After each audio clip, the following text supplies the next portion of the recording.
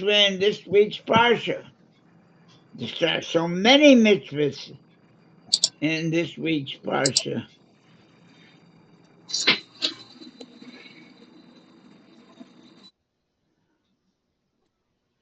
So again, Ein Birya, now the Midrash is going to make a point. Ein Birya she'ena chayeves le'elokim. It's nobody who is not in debt to God. But he just passed recently. Ella It may have been Fox shehu 9. chanun. 2000. God is gracious, v'rachum, and merciful. It's really Umochel interesting. al kol harishonim. So I didn't think that's a good sign. He mochel. He forgives us for the first for what we do. He's a forgiving God. WD19S. That's the standard. As we say in our praise in Tillim, Thunderbolt. Al tishkor lanu avonas rishonim. What we're in debt for not living properly and wasting our time and not keeping the laws of the Torah. And ignorance of the law is no excuse. So not getting into studying what the laws are. What to ask you for. Because again, that's the distinct way of it. Jews, every minute is covered by law.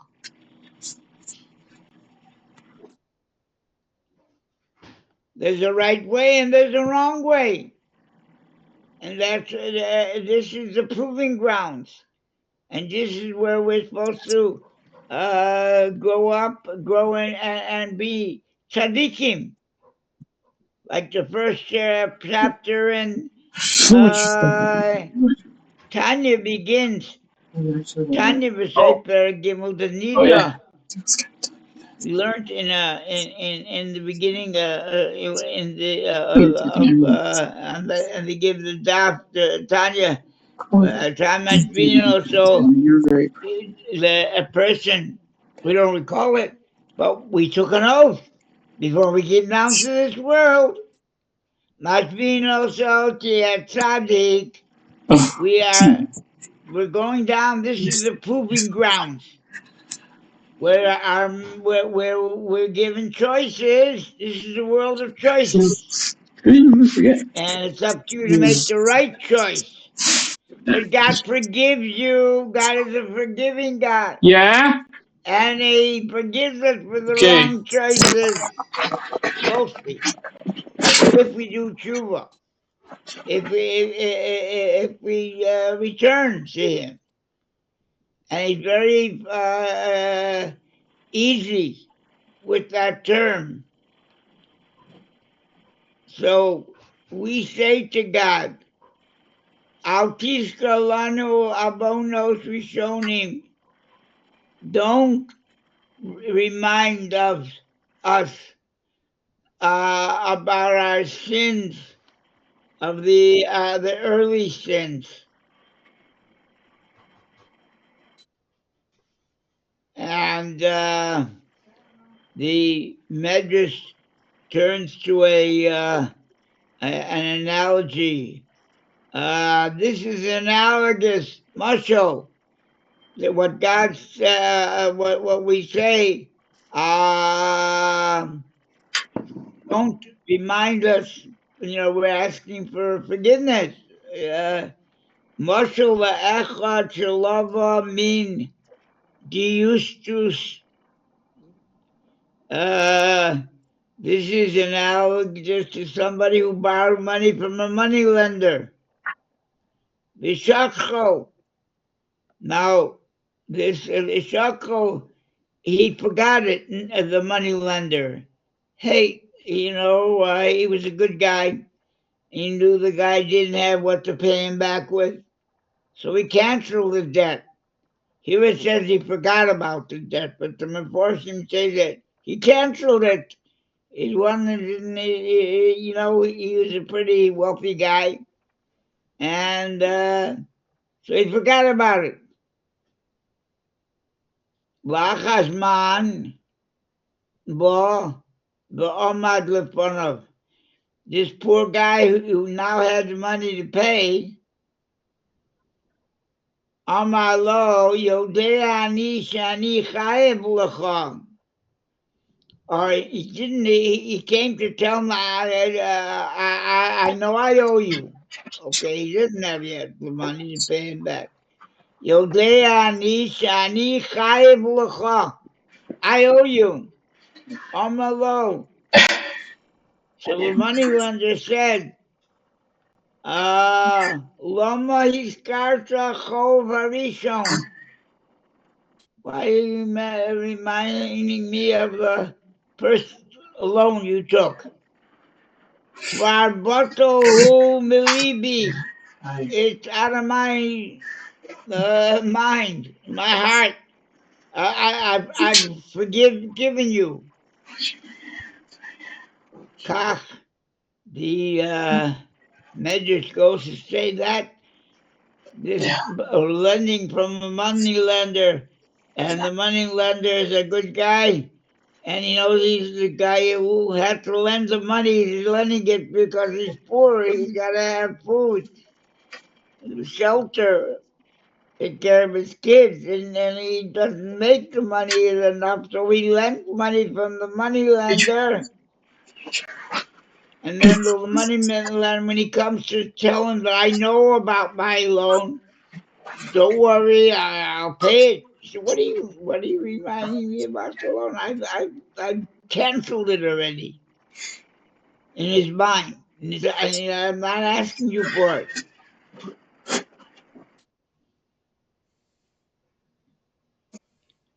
Kach Adon Ha'olam, the master of the world. Habrios chotin lefanav. People, Habrios, the Krios literally is the creation, the creatures. Chotin lefanav, they sing for him. You know, somebody who is conscious every moment of his life that he's in the presence of God. Not being conscious is a sin. You should love God, your God. With all your heart. With your whole soul. With everything you got. You know, and that's the way we're supposed to live our life. But people, you got to be a real tzaddik to be on that level, but you got to work towards it. And here we're talking about that God is like this good-hearted moneylender. I don't know. Habrios chotim lefanav. I will. The creation sins in front of him. They don't keep all of his mitzvahs. You know, what's the percentage of the 16 million Jews in our time? There would have been much more, if not of the Holocaust. But what percentage keep Shabbos, keep kosher? Okay, it's not their fault. They weren't brought up. But the fact of the matter, they're not doing it. And that's why it's a big mitzvah to bring them close to Hashem.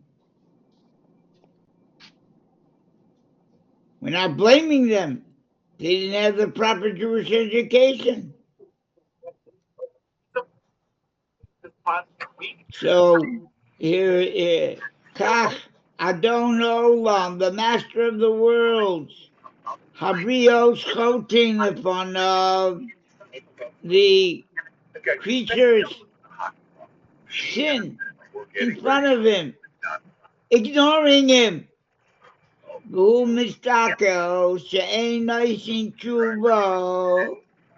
And God said, they don't, they see that they're not careful. Oh, they don't care what their actions vis-a-vis their religion.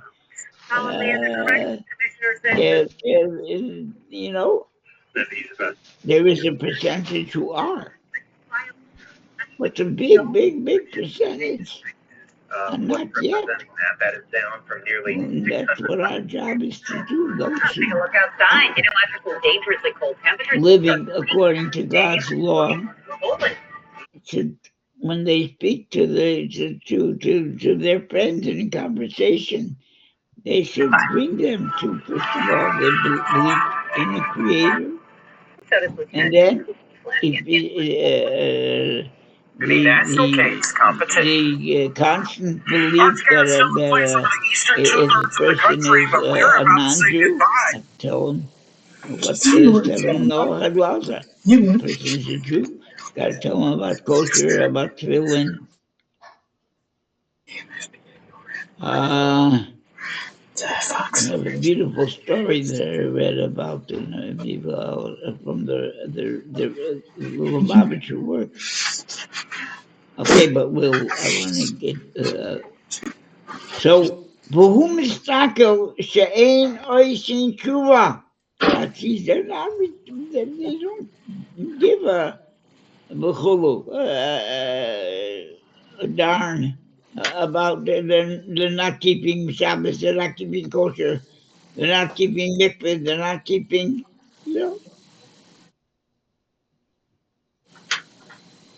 But so what does he do? Mistakel she'ein osin tshuva, v'hu meiniach lahem rishon. He forgives them for the sins as they're performed.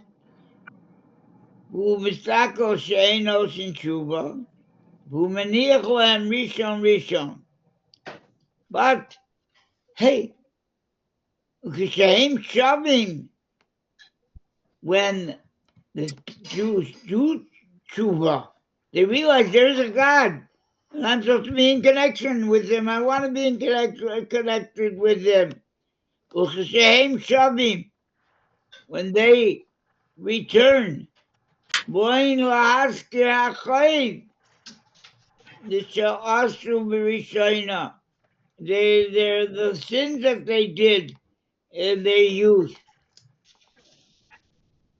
Who omer lahem, God says to them, Al tishkuru rishonos. Don't mention the early sins.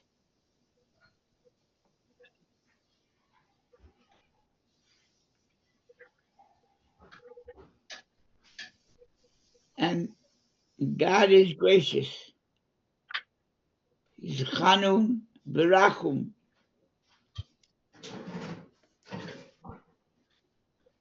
And the Midrash continues to say, M'nayin ata omer she'im shav adam v'asa tshuva.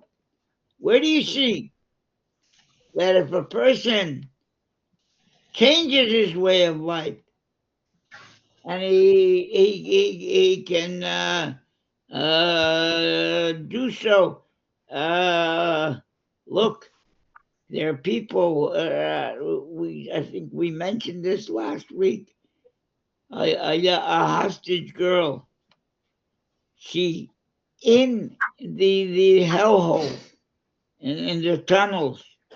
She was a captive, but she came to worship Hashem, and she started to keep Shabbos.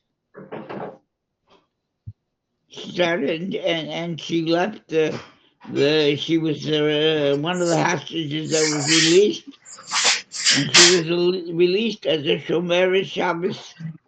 And it was so gratifying to hear that intellectually she came and emotionally she came to But hey, there's a God, and I want to serve Him. If there's a God, why am I suffering like this? Why am I in this hellhole? We don't know. And she probably didn't know. But we've so many times spoken about that there's somebody who suffers because he's a Jew. And all those who lost their lives because they're Jews, automatically they're tzaddikim. They're and in the higher world, the next world, it's not brought the fact that they didn't keep anything, but they died because they were Jewish. They're immediately martyrs, kadoshim, and that's the story of all those who got killed because they're Jews, including the 6 million in the Holocaust and those who died and murdered by the scum Hamas.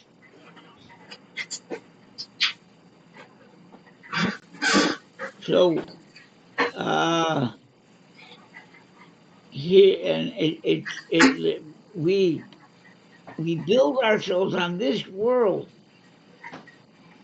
and that's how we get it in a higher level in the next world. These are the training grounds.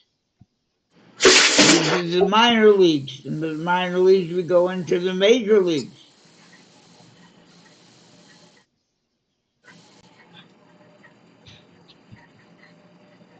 So, Minayin Atoim Hashim Tshuva Adam Ba'asa Tshuva.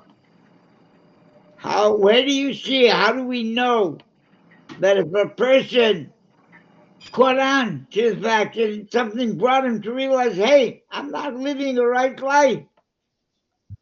I'm not connected with God. I'm not doing what my Creator wanted of me. What do we know? That in Shavu Adam Wasa Tshuva, if a person does tshuva, that's a golden word, tshuva, repentance, return. Afila yesh biyado. Even if he has avonos harbe, even if he has many sins, who oisa zachios, he turns them into merits. Even if he had harbe avonos, afilu yesh biyado avonos harbe, who oisa zachios. The Gemara says in a place that that if a person does tshuva out of fear of God, it's good, okay? But it's the Averis that he did are not turned into merits. Like if a person does tshuva because he loves God, and this his previous way of life got him to turn around. So what he did in his previous way of life becomes merits, zachios.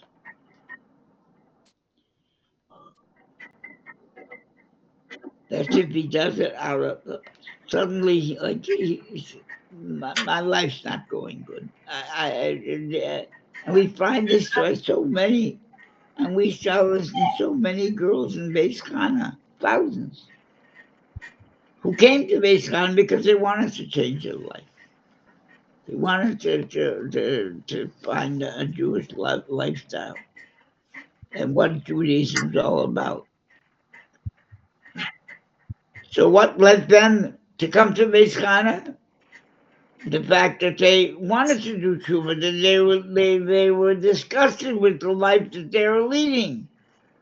They wanted to find out about a better life, their religion. Nobody taught them.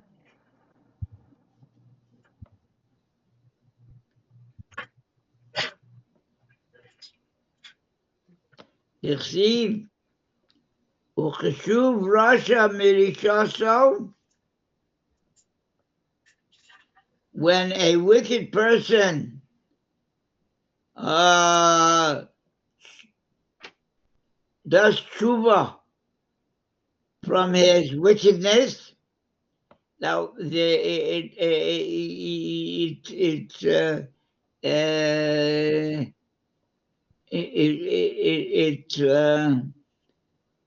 it's not the kind of wickedness we always think about wickedness. It means he's a Russia because he's not keeping the shvua that he made. Remember, we said at the outset that before you come down to this world, God has every one of us must be in us, tzaddik, be a righteous person.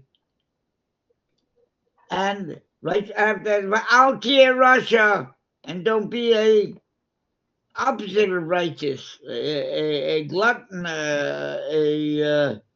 you can find a lot of synonyms for Russia, but Russia means inattentive, not bearing in mind at all that there's a God. And you'll have to give an accounting of your life.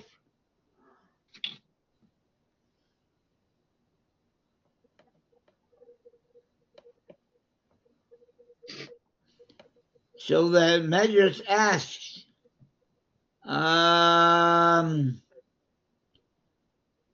Minayin Torah, from where do you know? Where do you see scripture telling us such a thing, that if a person does tshuva, return, his averas are turned into good deeds. She'im shav adam v'asa tshuva, afilo yesh biyado avonis harbe, even if he has a lot of averas, who Isan Zachios, they turn into good deeds, because that's his previous life. It disgusts him. That's what drives him, the way he lived. So now that's turned into good things, because that drove him to do tshuva.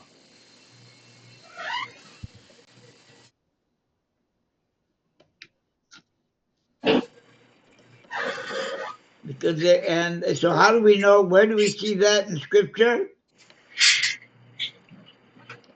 Yichsiv, because it is written in Yecheskel, Ezekiel, Lamed Gimel 33, the chapter, the verse 19.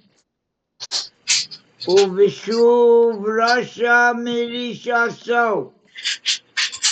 When a Rasha, a person who doesn't live according to the Torah, does tshuva, returns, comes back to living the Torah, or is introduced, never lived a life of Torah, but is introduced to the way of life, and he changes the way he lives. V'asa mishpatim, and all he does the right thing, justice and tzedakah. Tzedakah is righteousness. Aleim hu yecheh. He will live on this, on his tshuva. He will be looked at as meritorious instead of wicked, instead of a non-observant person.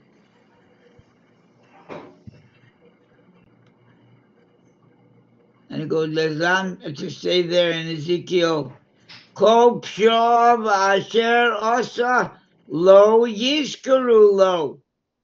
All the sins that he did, once he does tshuva, will not be brought up to him. Will not be brought up. He won't be reminded of them. You know, when you come to the next world, I've used this muscle, is they show you a film, as it were, of your life. And you have to explain their scenes. And there's a lot of scenes that you would rather not see and would not have shown to you. So if you did tshuva, that's the good news. You can wipe the scenes out. They won't show it to you because you did tshuva. You were sorry for the way you lived.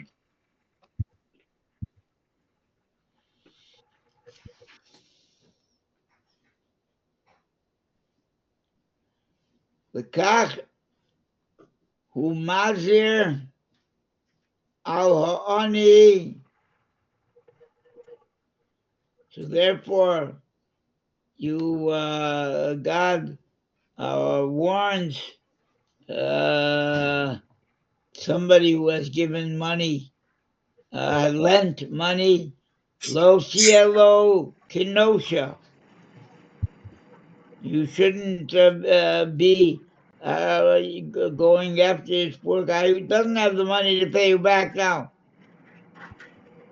Don't be a burden on him. Always appearing before him. If the guy doesn't have now, he's not denying that he lent from you. L'kach hu mazir al ha'ani, lo cielo kenosha. Somebody who's a borrower, don't be to this feller, no, an oppressor. You know, and you're always bothering me. Pay me back, pay me back, pay me back. He doesn't have. Why did he borrow? It's a normal thing. You have to come up, somebody's pressing, you got to come up with money. So what are you going to get it? You borrow.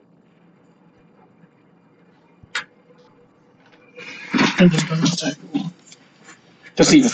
Just leave it.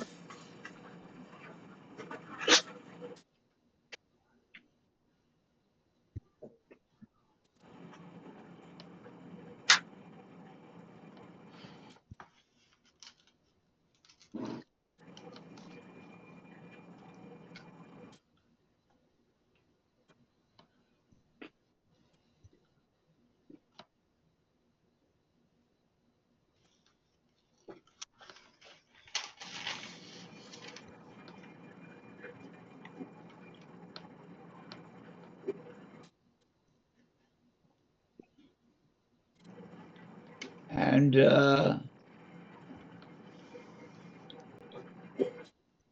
Kaku Mazir Aloni, that's why Lo Cielo Kenosha. Don't be like a burden to him.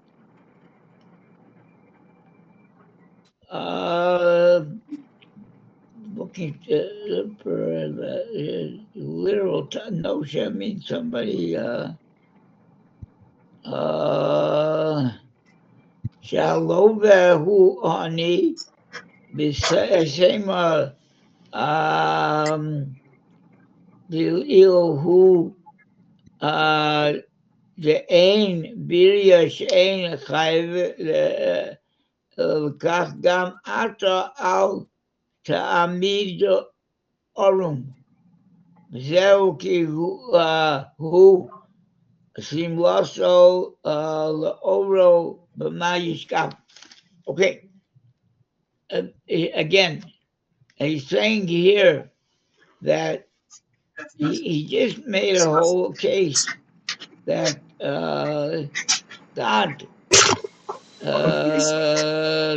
doesn't, God accepts your tshuva and he forgives until you do tshuva.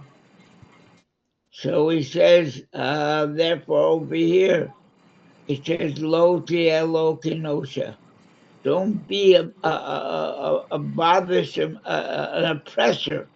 Don't be like an oppressor to him and bother him all the time. Lo samidenu arum. Don't stand him naked, taking away from him. Because V'hoyati Yitzhak Eli, when he'll call to me that you are oppressing him, he's being oppressed. He's a poor man. I will. You will suffer for being an oppressor to the poor man. Give him more time. He's not denying that he lent from you. But if you're an oppressor, he's going to cry to me, and I will listen. And that's what David says in Tehillim. V'chein David Omer. David says in Tehillim, Kapitel Lamed Dalet 34, chapter, verse 18. Tzaku v'Hashem shomea. Cry out to God, and God listens. God listens to the oppressed, to the poor.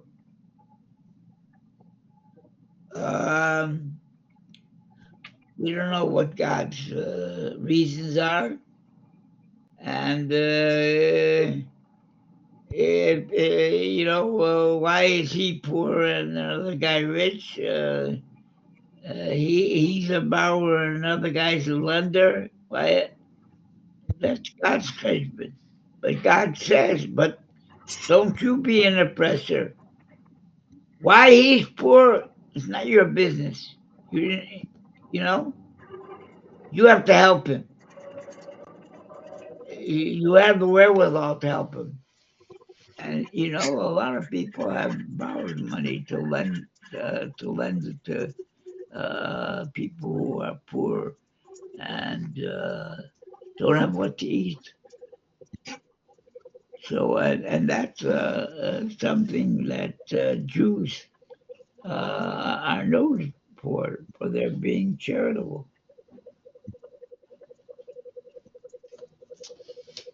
and giving, because God is charitable and giving.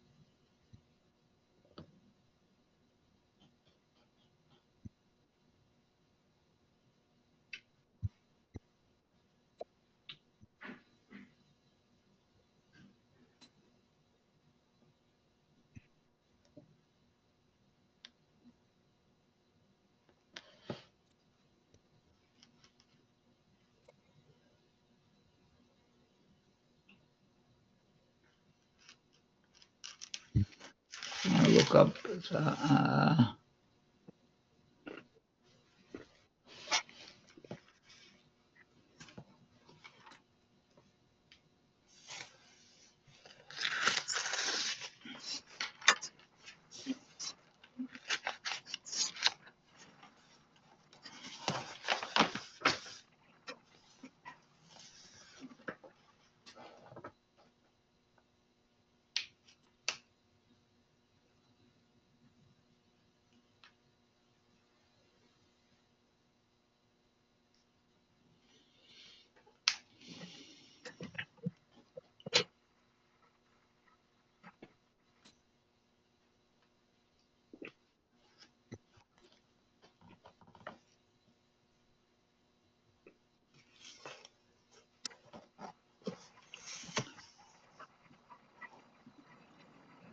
I want to learn a little bit from the chapter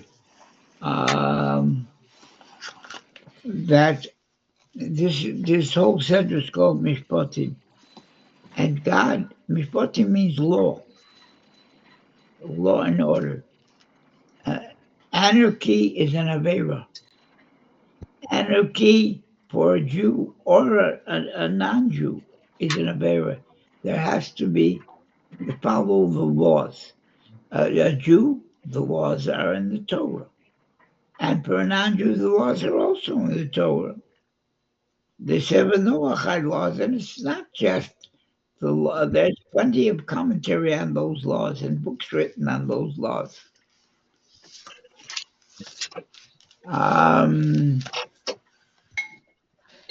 So the justice law means justice, that you deal with the person justly, no matter what his who he is. And that's where the Mishpatim, Parshas Lamed, talks about the justice to everyone, no matter who he is.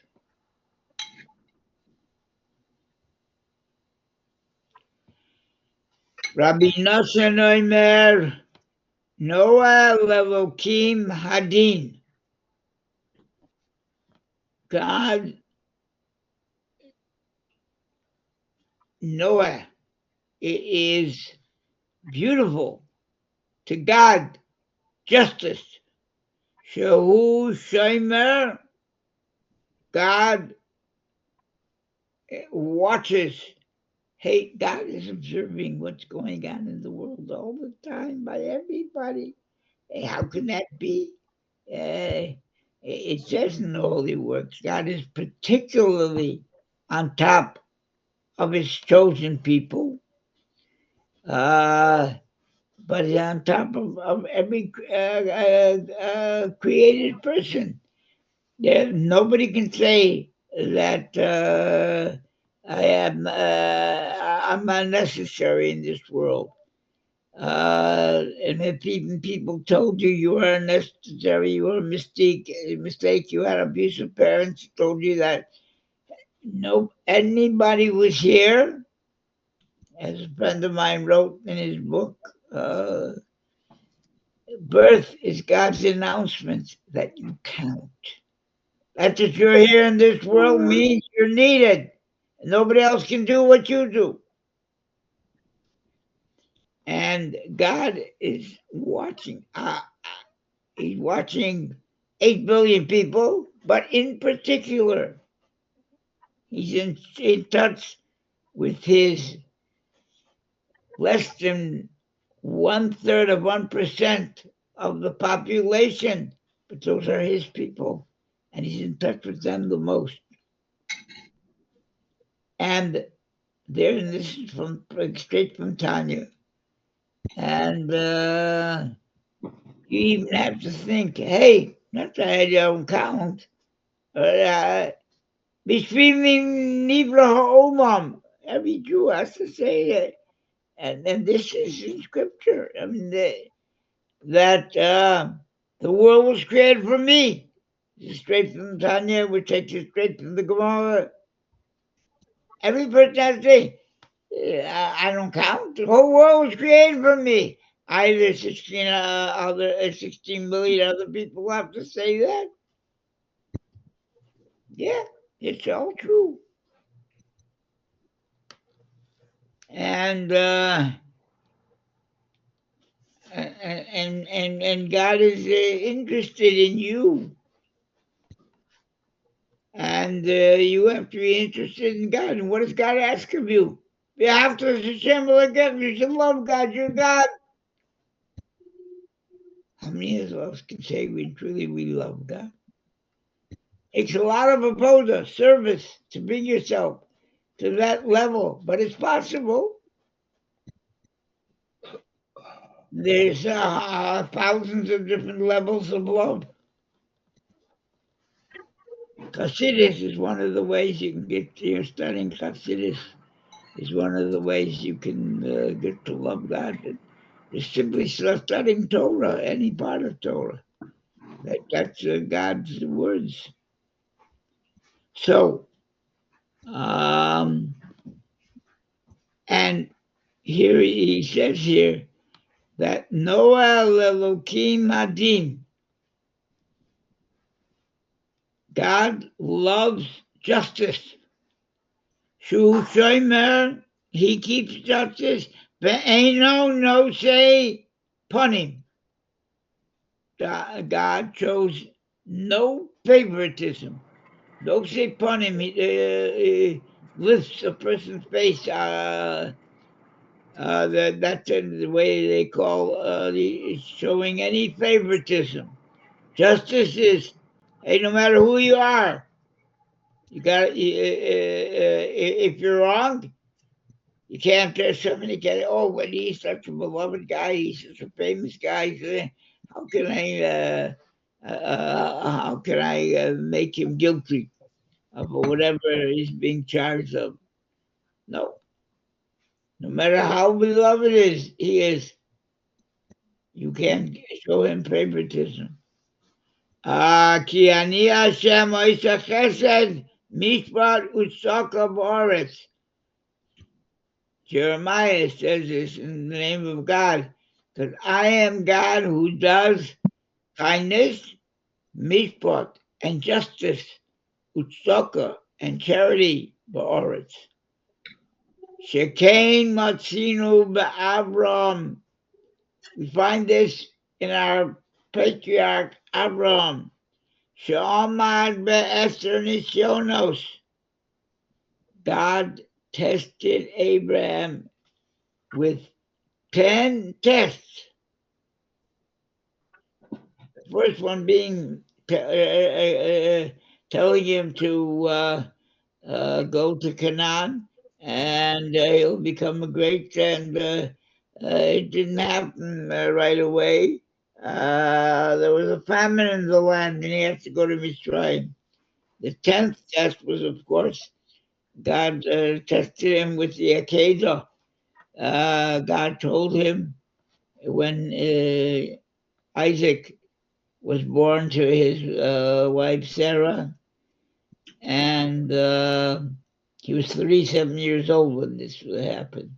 But he was the most beloved thing to Abraham. He was going in his ways, and he loved him with all his heart.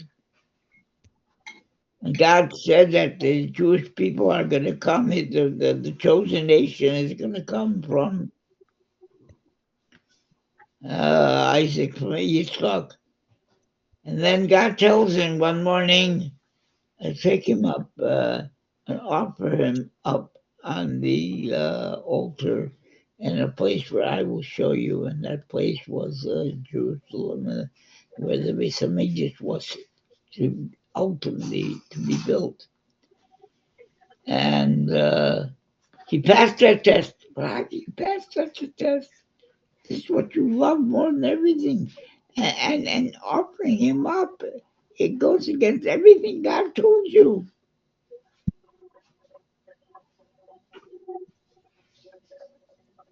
He would be the chosen person, the chosen people will come from him. Not married, not got a kid. And I'm being told by God to offer him up on the altar on a mountain. And it was, but Abraham got up early and saddled the donkey by himself. He had to do it. This was the will of God. He had the great love for God. His love for God was greater than anything else, even his son.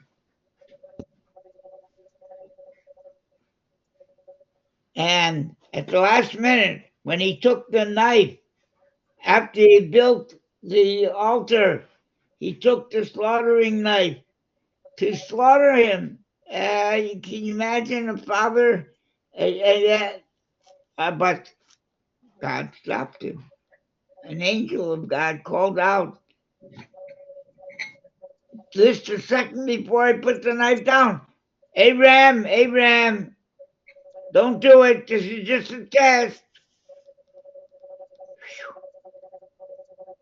And Abraham had to say, hey, this is a voice of God, from God, telling him not to. Later on, he asked God, you know, uh, I'm just curious. Please, God, you have to do me this favor. You saw I was ready to do it. How could you? So why did you tell me? Why? Uh, where would the Jewish people come from if I slaughtered him? You know what God says to him? I didn't tell you to slaughter him. I just told you to bring him up on the altar on the mountain. You brought him up, take him down. I didn't tell you to slaughter him. Well, certainly that was that's what happened. Usually for an olah, and it was sacrificed.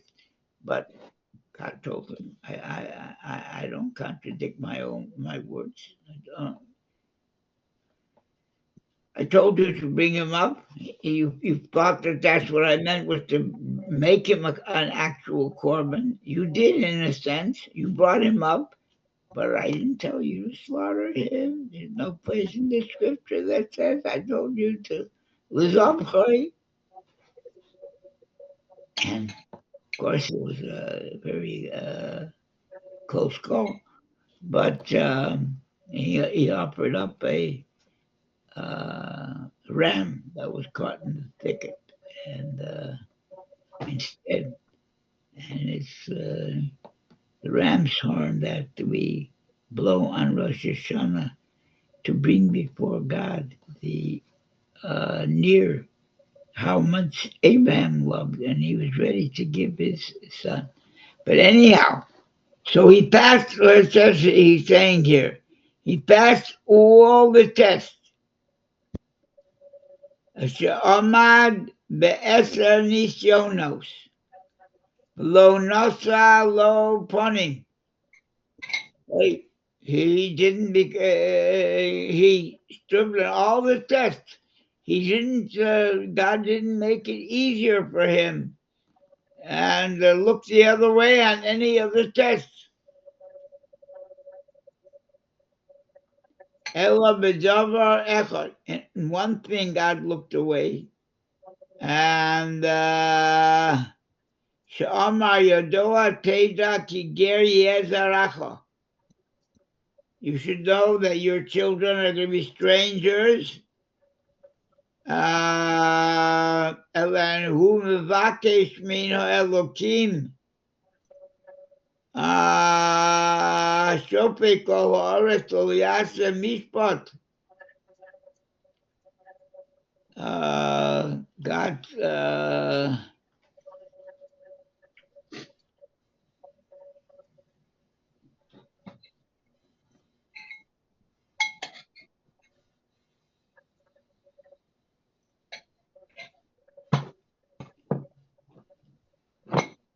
there was when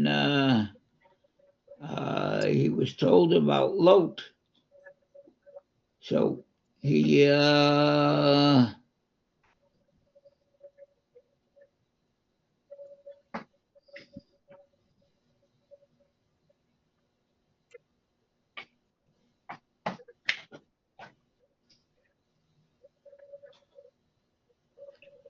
so he God told him he's going to destroy Sodom and Amorah, and he pleaded with God, and he said, God, you are the judge, and here is in that this was the one instant that God changed from what he wanted to do. And God told Abraham, there was a countdown. If there are 50 people righteous, will you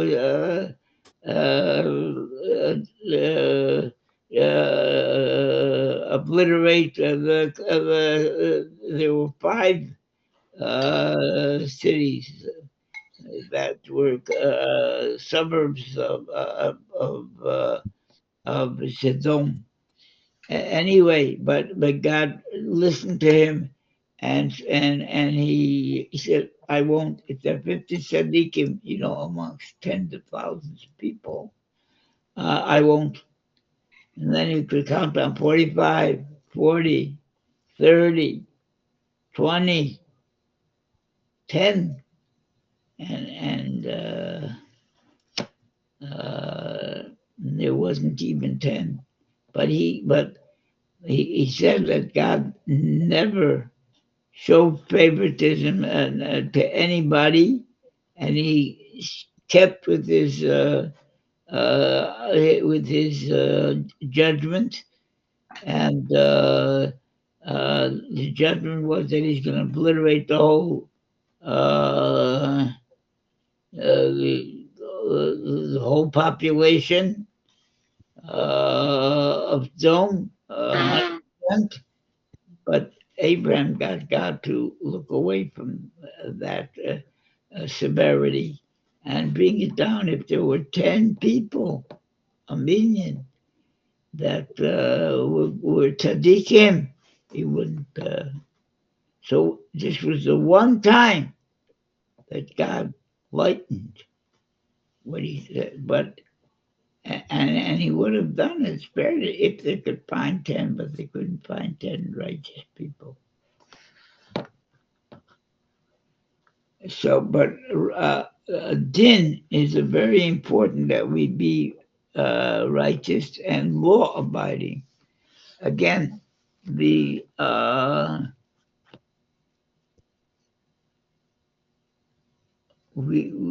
God gave us law and order, and we have to live by that. And these mishpatim, and there are mishpatim, there are edus, hukim, and mishpatim. 3 types of laws. The 613 laws fall into one of these 3 categories. Edus are testimonies that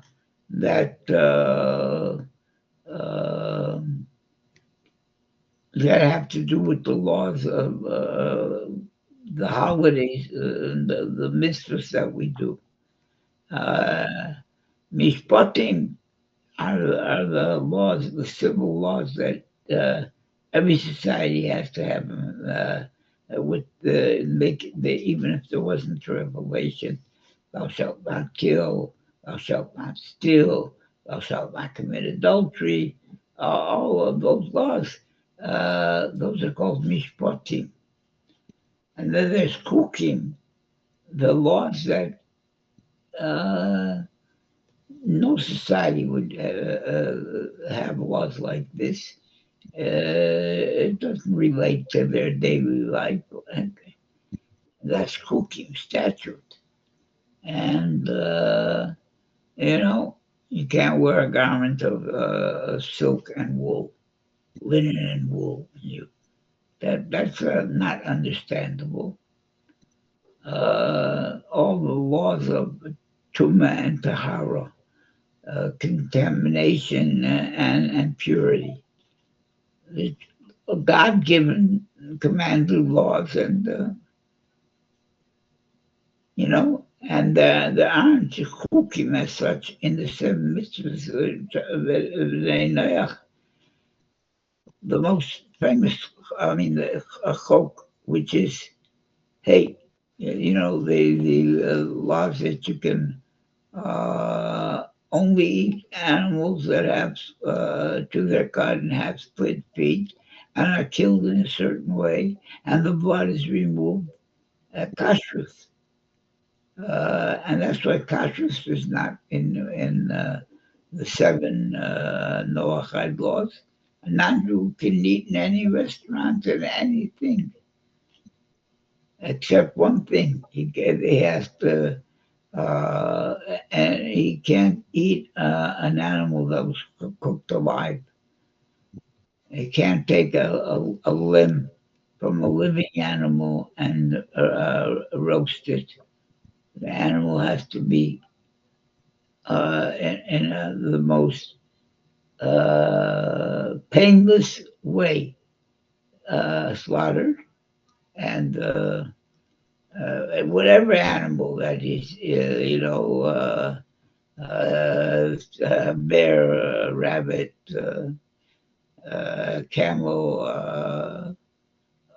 These are things that Jews can't eat, and but that goes into the category of hukim, of a statute. It's not a logical law. Uh, the law of purity in mikveh. That's just not and those kind of laws were not given to non-Jews. A non-Jew can live with his wife when she's a menstruant. A Jew can, and he can't live with his wife if she until she's pure from her menstrual period. And 7 days she counts as she after her flow, no additional drop of blood, and then they can join again. They can be intimate again after the 12 days, and that has saved a lot of marriages because the continuity that it's never by Jews. 2 weeks they can't live with their wife, but when they can, it's a new experience. Anyway, but there's a lot of philosophy that goes into the law, but it isn't it's not given. It's only given to the Jews. That's a chok. It's not something logical. Sure, you find a lot of good things that are a result because of the laws of kashrut, the laws of purity. But that's not why they were given. They were given. Your wife was a known expert on that field. Huh? Your wife was a known expert Yes, she in was. that field.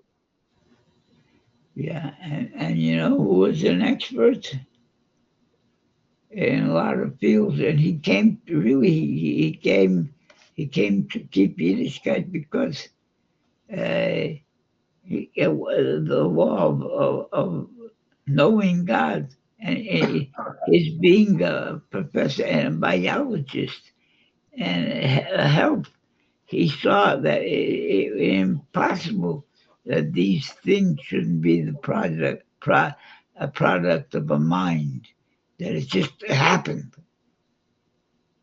The way the human body is constructed, no two people look alike. And what goes on in the body, the millions of happenings, and that have to happen one right after the other in order for the baby to live. And it happens. Who controls that? One who is above our understanding.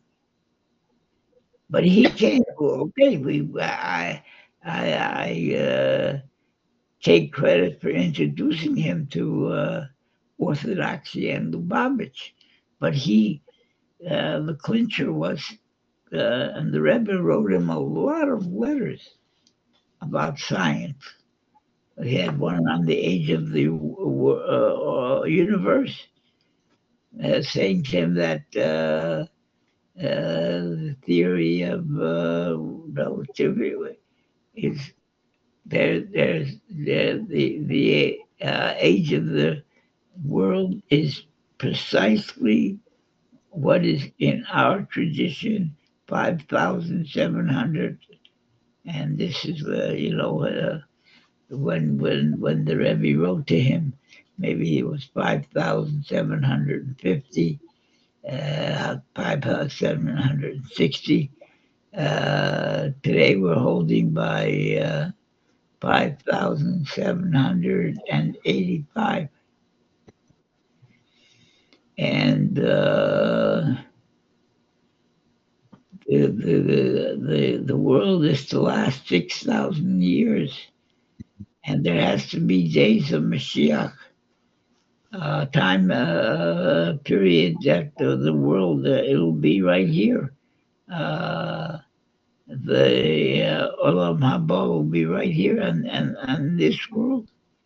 And Mashiach, we will live with Mashiach. And then, as the Rambam says, that the people at that time when Mashiach comes, and this is the revelation of Mashiach, he's the great next prophet, and he teaches about God, and there'll be no atheism then. There'll be levels of understanding of God, but everybody will acknowledge God, and Mashiach will build the temple, and the Jews will all be brought back to live in Israel. And after that will come the rising of the dead, the resurrection. But we are waiting for that period.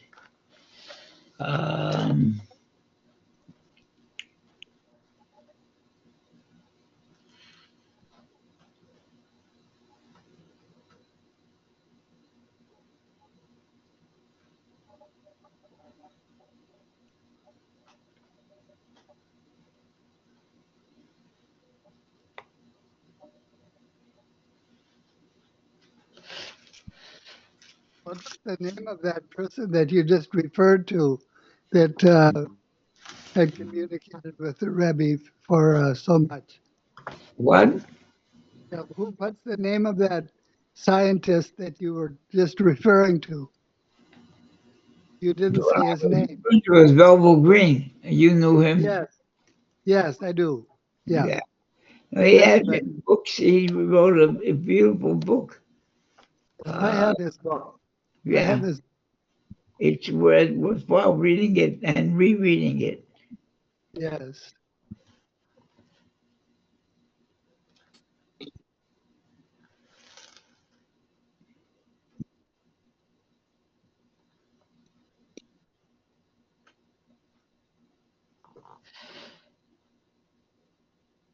I will just I will.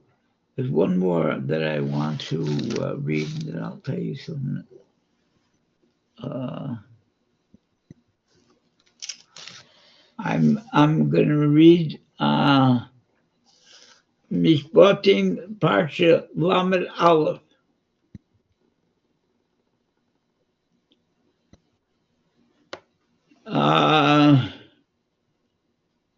It's a base. It's on the top of the page if you have the same article Midrash that I have. Rabbi Abua Omer. Rabbi Abua says, Chiv, Sholosh Regalim Tocho Gli Bashana. That's in this week's Parsha, I believe. That you should keep three festivals, three the regalim. It has the word regal. You go up with your feet. Shloshah regalim tocho gli bashana. You should celebrate three um, HaKadosh Baruch Hu kava shalosh regalim, and the Holy One, blessed be He, affixed, designated three festivals: Torah, B'skus avos.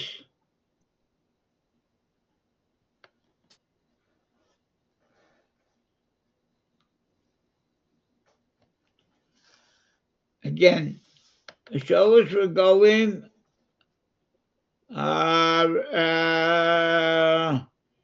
it says in the Torah, Sholos Regolim, Kava, Tochog Li B'Shana. Keep these pilgrim festivals, 3 of them, Pesach, Shavuot, Sukkot. So God appointed these festivals. Torah b'schus ha'avos she'enan boim lifnei HaKadosh Baruch Hu rekonim. You know, we have to come up to these on these festival Pesach, Pesach, Shavuot, Sukkot, and you have to bring with you offerings.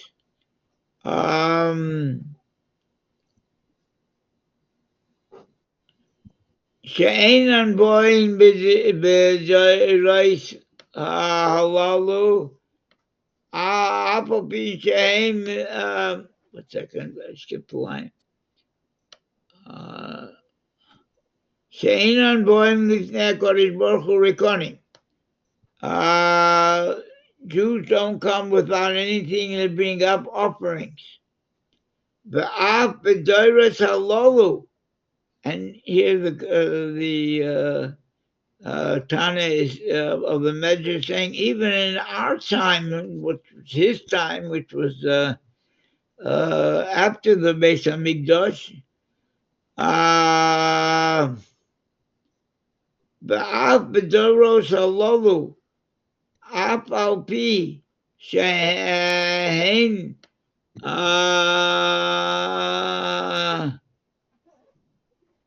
shehen mitzirim ein HaTorah zos mehem. He says here that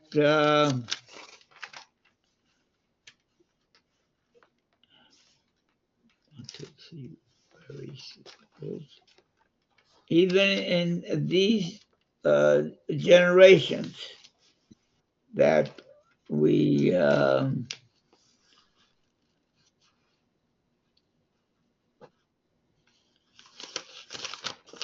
she'ein meitzirim ein Torah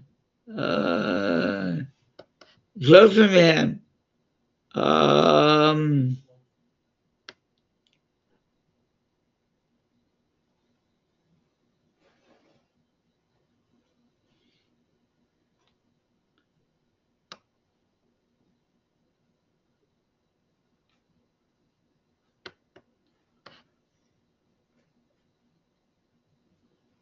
And there are a number of Tehillim dedicated to the travel to Jerusalem.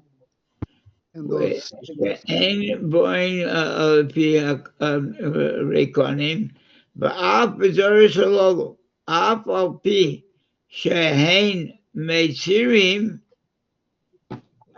We have problems. Ein HaTorah zos mehem. We have to do it in our time too, to come up 3 times. Shneimar, lo yamushu mipicha, mipi zaracha, mipi zera zaracha. This Torah will not be leave from you. This is a promise in Yeshayahu and Isaiah that lo yamushu mipicha u'mipi zaracha u'mipi zera zaracha. This is a promise to the Jews that the Torah will never leave your mouth, the mouth of your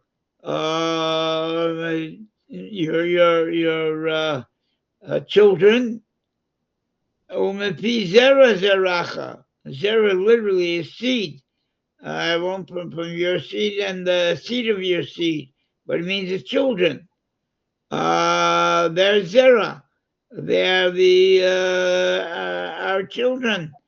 We're told that all this, the whole Torah applies all the time. And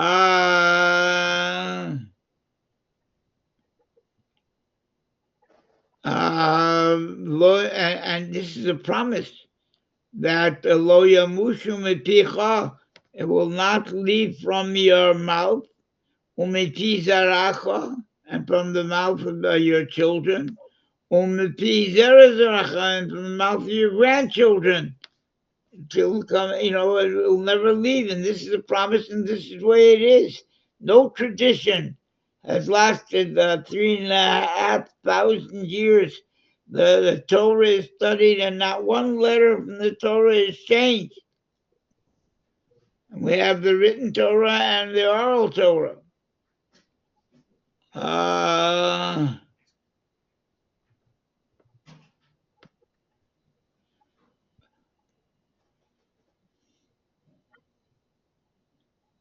Mashal le'echad she'hoya lo esek lifnei hamelech. This is analogous to a situation where one had to deal with the king.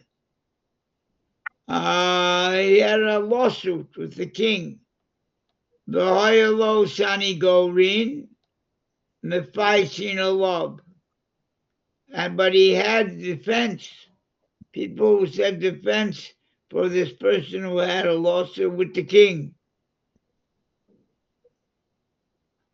So he says, Kach Adam Oisa Mitzvahs, a person does mitzvahs, Behu ben Torah, and he is a man who is a scholar, ben Torah, a son of Torah knowledge. Begoim chasodim, and he's kind, he does the kind deeds. V'asot noemed umekatreg, and Satan. The Jews believe in Satan. Yes, we do. Satan is a power that there are all kinds of ways of keeping away from him. But he wants to make trouble for the Jews. That's his job. To see if we can overcome him. And this guy, he's giving an analogy.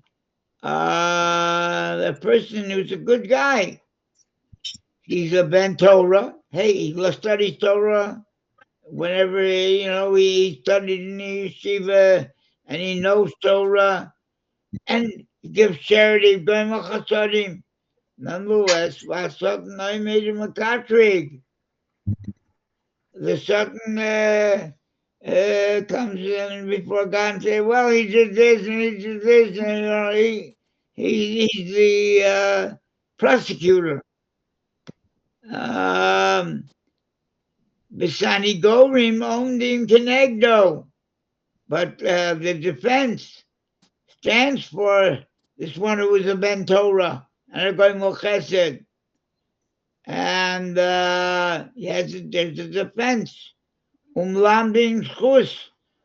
If Satan comes up with a situation, well, he did this and this and this, their defense angels will come and say, hey, wait a minute, he had a reason why he did this, and it was a Torah reason, and they're there with they have their good defense. And even if he doesn't have an expert defense, Seneger is Satan is the katager. He's the prosecutor, and the good angels are the Sanigorim.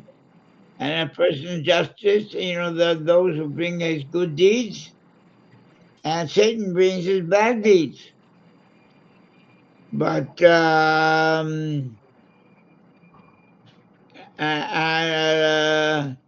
And again, Satan brings the look. A person is not an angel, and it says, "Ein adam b'oretz asher yasito v'lo yechta." There's no person who doesn't sometimes commit a sin. It could be a very uh, light sin. Something slips out of his mouth that he didn't mean to say. You got to be very careful what comes out of your mouth. You got to think it over. We got angry once when he shouldn't have. These are considered by the people as these are little babies. Yet Satan comes and says, he did this, he said this.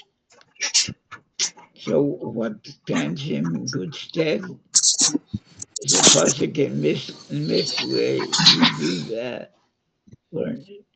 Matan Adam Yarchivlo.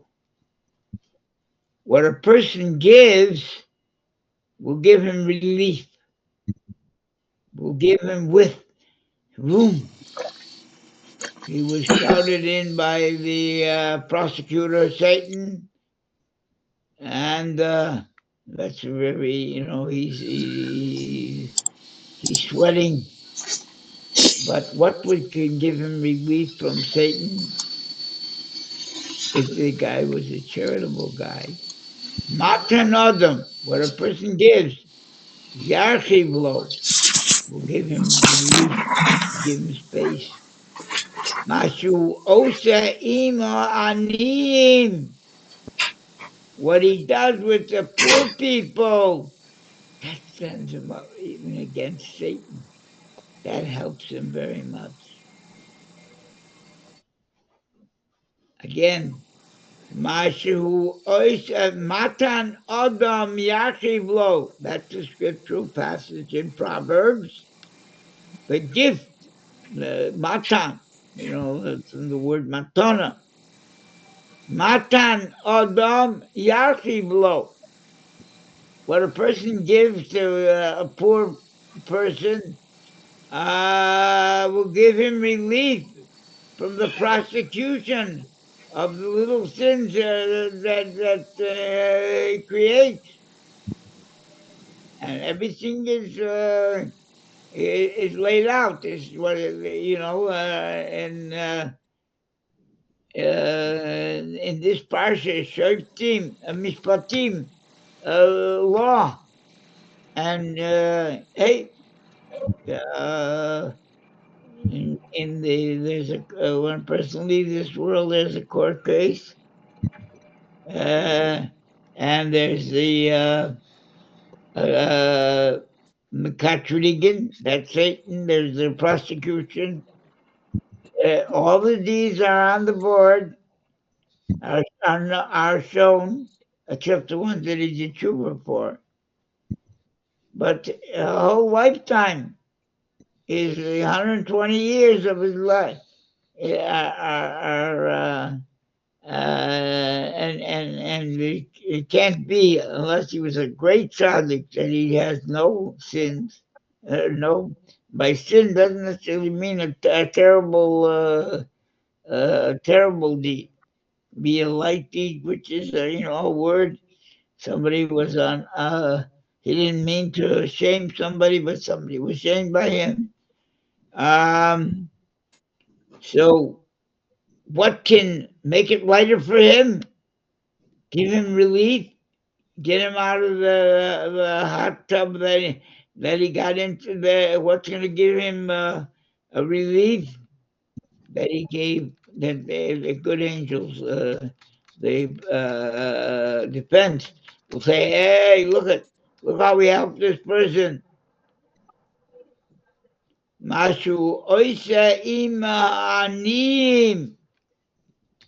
What he does with the poor, Messiah also. That helps him. Bekach nemar ashrei maskil eldo. We've had this posik many times. Ashrei maskil eldo. Fortunate is the person who strategizes on how to make a dal. Dal in this case means a poor person. How to make this person this person is not on trial, but they're bringing up scenes that what you did to help this. You were a Moscow El Dal. Um, we learned this on this pasuk Moscow El Dal. There are a lot of things that are called Dal, but in this it means the poor guy. And let's say it was a guy who was a millionaire, and he used to himself give tzedakah, but there was a crash, stock market, and he became a pauper. But he was too proud. Now he didn't have bread for his family. Now he's a pauper. But he didn't want to accept gifts from anybody. So you have to use a strategy to get him to take from you. That's what the Midrash says. So this was one of the rabbis. They mentioned the name there. Fortunate is the one who uses strategy to get the Dow to take the money, and the guy who says, again, you're dealing with a guy who was a wealthy man and lost his whole fortune, and this guy knows he's gonna live with his family a very deprived life because he doesn't want to take from anybody. He said, "Listen, wow, I found out that you have a relative in Australia who left you a fortune. You didn't know about him, but this person's on it." He said, "Look, I have a, uh, I know you need money now, so look, I'll give you $10,000, and you'll pay me back as soon as you collect the inheritance. It's much more than that." That's called a Moscow doll. That's the way he gets him to take the money. That he's going to have money to pay it back with. He tells him about a fortune, an inheritance that he got in a place very far, and he knows about it. And this guy doesn't know about it, but he takes his word. And now he's not taking money; he's taking a loan. He figures nobody would lend him $10,000, but that's what he needs. Or and this is where this guy gets him to take the $10,000. So that we always have the big mile of tzedakah. We have the pasuk tzedakah tatsumi mavis. Tzedakah, charity, saves from death. And I tell you a very in our time, I mean, there's all kinds of stories that show how that tzedakah tatsum was tzedakah saved from giving tzedakah saved your life. I mean, the famous story that shows it that Rabbi Akiva saw in a dream that his daughter is going to die on her wedding night, and there's nothing he can do about it. And on the wedding night, he was there by the ceremony and all that, but he went back the next morning and thought he would find his daughter dead because that's what he saw in his dream. And he comes and she greets him. She's very, so he asked her, "What did you do anything special last night to help somebody?" She says, "Well, the one thing I think of is that there was a poor guy who got the wedding and nobody paid him any attention and he was starving, he was hungry. And I got up from my bride chair and I made him a plate and I gave it to him. And that saved his life. So he says, that's what saved your life. You giving him that plate because you were scheduled to pass away. She said, I know that when I put my hair plan, I had my hair rolled up on a big needle. And I took it off my head, my hair to pull down, and I stuck it into the wall. And in the morning when I got up, there was a big snake on it. It was killed by sticking the hair pin into the wall. So that was the case of Tucker Tatsumi Mothers. But I heard of a case, and I know the man it happened to. Very rich man, an Orthodox Jew, but he was in Twin Towers. He was on the 40th first floor, and a Meshulach, a collector, for yeshiva, and buzzed him from the lobby and said, where are you? How do I get up to you? And he said, well, don't bother. I'll come down to you. And this Mr. Wolfson took an elevator down and to give him to write him a check. And just as when he got to the bottom floor, just then that plane hit with the Twin Towers. And boy, he and the Meshulach ran out. They got out. And they say the fact that if he would have been up in his office, he would have been killed. But what did he run down for? To write the check to the Torah institution. And that's an example of tzedakah touching the mothers. Thank you for that story. I had not heard that before.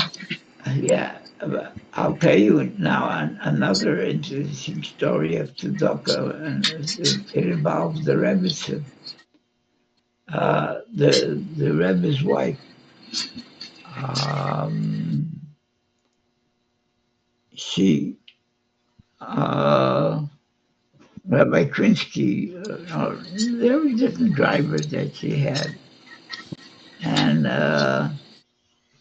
she was driving to a different borough, and it was New York, and she sees a big truck, and workers are bringing furniture from an apartment, and and people are crying, and it's obviously an eviction, and the Rebbe saw this, so she told the driver to go back to there and where that truck is and find out from the foreman. It's obviously an eviction, and these people are being evicted. Uh, Find out how much it needs to settle the debt. Obviously, they're being evicted because the rent hasn't been paid for a while. And, this is maybe 50 years ago. And he found out the driver, and he said, $2,000 will settle the account, and then they'll be able to move back in. So he came back and he told that to the Rebbetzin. And Rebbetzin took out a checkbook and wrote out a check to the company. He brought her back that information too, which company is taking the, and she made out a check to the apartment owner or foreman of $2,000, and the family got this. The family she didn't know. They were obviously poor people. I think they were Russian Jews, and the check could have been, I don't remember the exact amount of it could have been 4,000 also, but it was in the thousands. And tzedakah, there's a great tzedakah in the family. Thank Uh, you, Rabbi. she did. Wonderful story. She, Well, something to remember. yeah, well, she had. She was very much a behind the scenes person. She was very private, very private. Uh, the Rebbetzin who was more public, and that my wife and I had two, right, Shalom and myself, we had two visits with her. That was the Rebbe's mother, but the Rebbetzin herself was very private. But the Rebbe every day he would go home and spend, just like he would always, every day he would spend time with his mother. He would go home and have dinner with his wife, and uh, she was the one that made him accept. He didn't want to be the Rebbe, but she told him that if you won't take it, then 30 years of my father's hard work here in America was all in America. 10 years was the last 10 years was in America. Will go Let's down the see. tubes. And she was the one who also was, when she was deposed, subpoenaed to testify who do the books belong to. And they had that trial that was brought on by a grandchild, the one grandchild of the Rebbe, Right. who Yeah. felt Mm-hmm. that he started taking books from the library, Mm-hmm. exquisite books that were worth thousands of It's dollars, funny, huh? and he was selling them. And he felt that, hey, these are my grandfather's books, and I'm his heir. I mean, with my mother and Rebbe's wife, the Rebbe had two children, the Rebbe's wife and Rabbi Gorabi's wife, um, and Chaim Wishke and Chana, and so he felt he would this is his property, the library books, but he was stealing. He was surreptitiously taking books, and he getting wealthy on that. And the Hasidim caught him. You know the story. The Yeah. Hasidim caught him, Yeah. and he wouldn't go to a din Torah, so they had to go to the court, and they put an injunction, and it was a big trial, and the point was, who owns these books, the Hasidim or the family? And she, the Rebbe wasn't subpoenaed. Uh, it came close, but thank God the movement worked it out with the courts that the Rebbe shouldn't be subpoenaed, but the Rebbe, the daughter, I'd rather she they was probably know who subpoenaed, you are. and the statement that she made They are too. uh, I know who they are too. was the statement that she Yeah, made I can have a was the one facility. won the case for the Hasidim, that it wasn't private property, it wasn't owned by the Rebbe. Yeah. Just the opposite. Left. This Mm-hmm. is what the Rebbe Left in said. March of 2023. My father February things. and his books I hear everything. were owned by the Hasidim. My father wasn't a private person. He had nothing. Everything he had belonged to except that his I felt like house in Finland. Fox 9. But she said that my father and the books he read all belong to the Hasidim. Can you See, tell us the name of that rebbetzin? What was her name? Chayamushka. Chaimushka. Oh, that's Chaimushka. Yeah, that's who I have grandchildren and children named Yes, after. yes. Um, one more, I'll tell you a story that she was very private and people couldn't just come, She, uh, there were people who did visit her, people like my Mindy's brothers and his uh, uh, his um, his wife's father came from England and he wrote books about it, and he visited the Rebbe with the family, and my brother-in-law visited the Rebbe. I never did. I saw her uh, when singularly. I wasn't Rabbi Krinsky brought her to a place where I was on duty. There was an exhibition of our books of the Merkaz Inyan Chinuch in a exposition place in Manhattan, and it was quite an exhibition. And when the yeshiva boys changed, they were given for certain times they would change to different yeshiva boys would be in charge. I was about 20 years old at the time, and uh,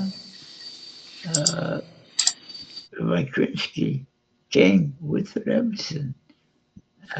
She wanted to see this exhibit, and that was in Manhattan, in an exhibition place, hall.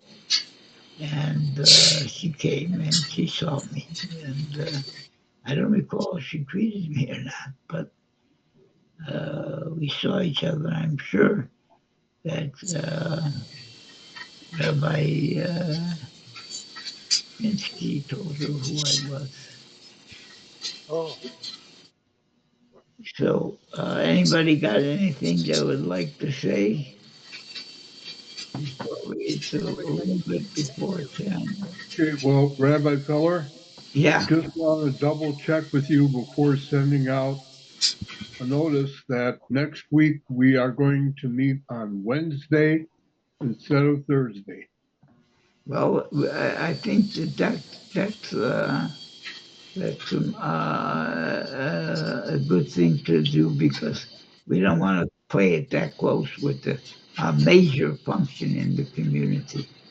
And you can write, everybody's invited to that function. So you can mention that there's going to be a function starting at 5:15, before Mincha, and it's going to be the Siyum HaRambam, the Mishpatim. I will mention that in the notice, which I will send out in just a few minutes, so everybody has advance notification.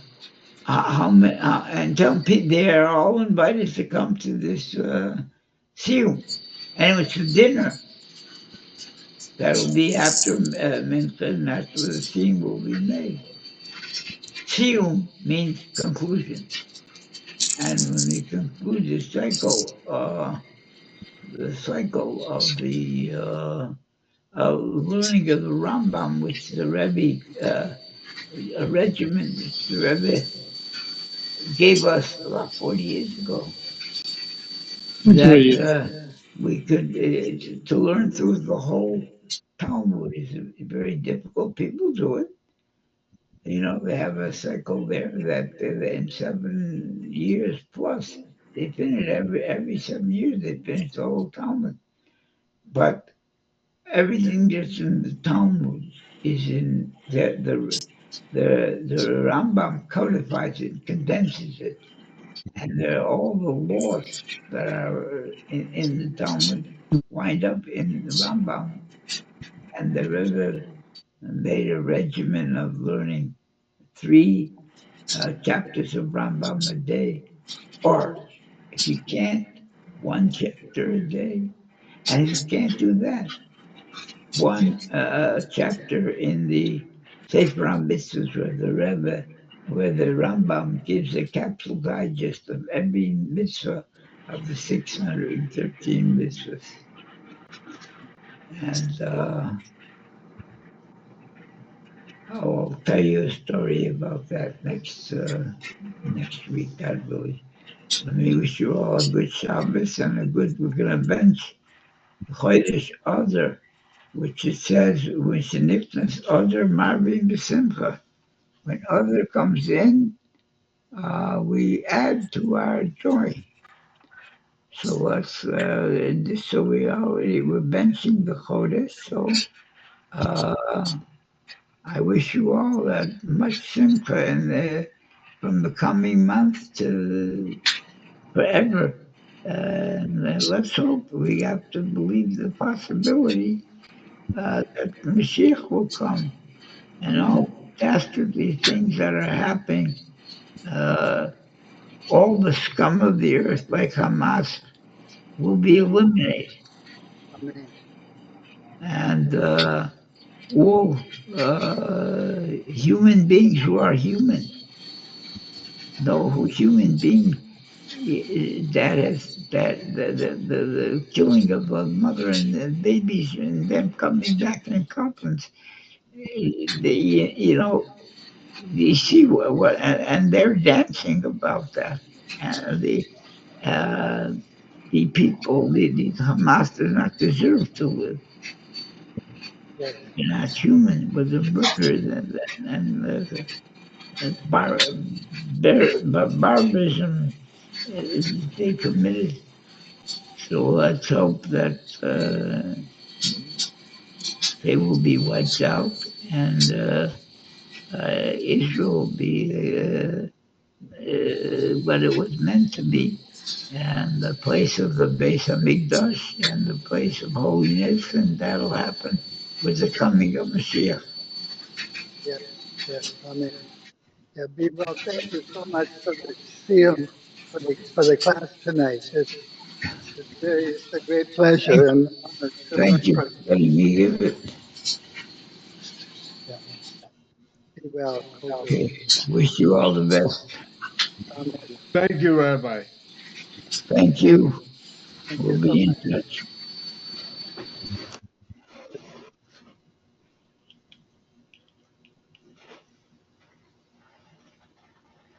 Okay.